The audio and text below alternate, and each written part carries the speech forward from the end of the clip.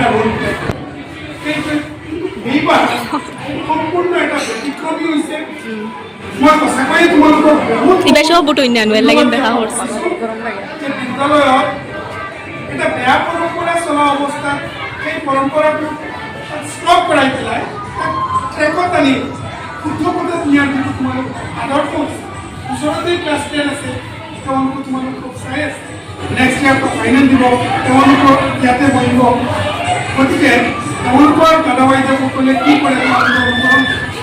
আৰু সেইখিনিৰ ক্ষেত্ৰত তোমালোক প্ৰতিজন ছাত্ৰীজন এই বিদ্যালয়ৰ চিনিয়ৰ ছাত্ৰ হিচাপে জুনিয়ৰৰ আদৰ কৰিছে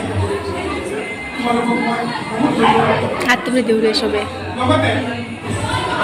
তোমালোক শিক্ষক দিৱস হিচাপৰ বিষয়ে যথেষ্ট অৱগত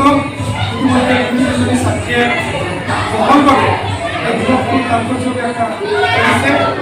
আজি সমগ্ৰ ভাৰতবৰ্ষত ৰাষ্ট্ৰীয় পৰ্যায়ত হ'ব ৰাজ্যিক পৰ্যায়ত সম্পৰ্ক হ'ব জিলা পৰ্যায়ত বিভিন্ন অনুষ্ঠান প্ৰতিষ্ঠানে আজিৰ দিনটো শিক্ষকসকলক সম্বৰ্ধনা জনাইছে কাৰণ কেৱল সমাজৰ মেৰুদণ্ডৰ শিক্ষক আমি কেনেকৈ শিক্ষক মই ক'ব বিচৰা নাই কিন্তু এটা কথা মনত ৰাখিবা শিক্ষক জন্মে আজি আমি যুৱকলীয়া শিক্ষকতা কৰিবলৈ আহিছোঁ পৃথিৱীত ভিত্তিক প্ৰফেশ্যন বহুত আছে কিন্তু আমি কোনো বেলেগ কিবা এটা যাব পাৰিলোঁ নিশ্চয় ভগৱানে আমাক এইটোৱে আমাৰ কাৰণে সঠিক পথ আমাক সোমাইছে আৰু আজি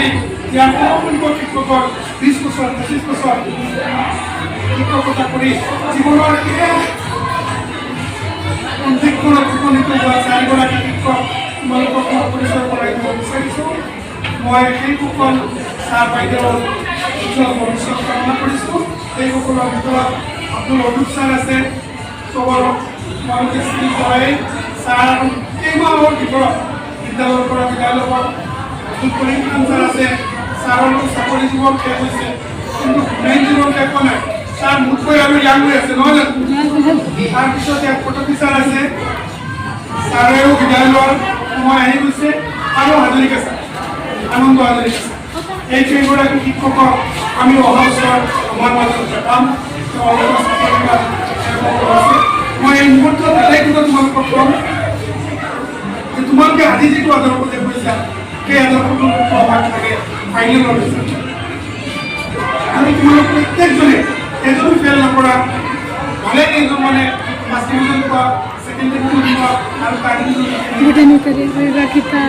তাতকৈ বেছি আনন্দিত আমি আৰু হ'বই নোৱাৰিম আমাৰ এই আনন্দজনীৰ কাৰণে আজি মই তোমালোকক ক'ব বিচাৰিছোঁ সায়েন্স ইমান ইজি নহয় আৰু সায়েন্স বহুত টাফো নহয় সায়েন্সৰ কিন্তু টাফ নহয় মই সেইকাৰণে কৈছোঁ আৰ্টছত ফাৰ্ষ্ট কোৰ্চ কিন্তু সায়েন্সৰ পাৰ্টিকুলাৰলি কেইটামান ছাবজেক্টৰ ভিতৰত তুমি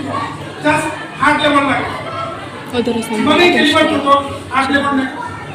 নকৰিলে কিন্তু কেলিবাৰে কাম আৰু হাৰ্ড লেভেল থাকিলেও অলপ কেলিবাৰ নাথাকিলেও অসুবিধা হয় গতিকে তোমালোকে দুয়োটাক এক কৰি দিনে ৰাতিয়ে সায়েন্সৰ ষ্টুডেণ্ট হিচাপে তোমালোকক প্ৰতিষ্ঠা তোমালোকে জানা আত্মচুপাৰ সিহঁতে কি কৰে